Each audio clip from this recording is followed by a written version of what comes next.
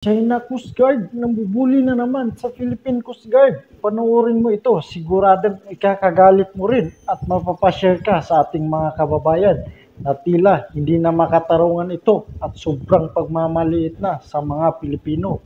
Binomba ng tubig ng China Coast Guard ang mga sasakyang pandagat ng Pilipinas na papuntang Ayungin Shoal para magsagawa ng resupply mission sa BRP Sierra Madre.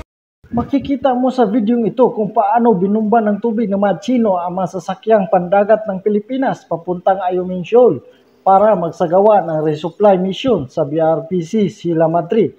Sadyang wala na ba itong katapusan? Sa katunayan, ang Chino ay nagtayo ng mga artificial island sa lugar na sakop ng bansang Pilipinas. Ngunit sadyang sobra na ito na tila nakulangan pa.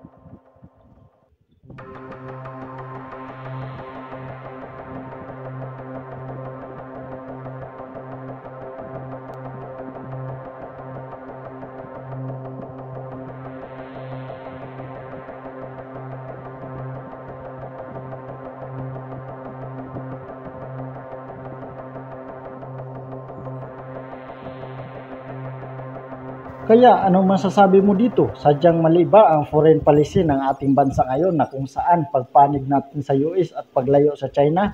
Ikaw bilang nagmahal sa bansa natin, ano masasabi mo dito? At ano ba dapat gawin dito? Palagan ba natin na alam natin wala tayong kakayahan? O pakikipagkaibigan ng gusto na sa kanila na lang tayo at iwasan na lang ang US? Ikaw, saan ka papanig? US o China?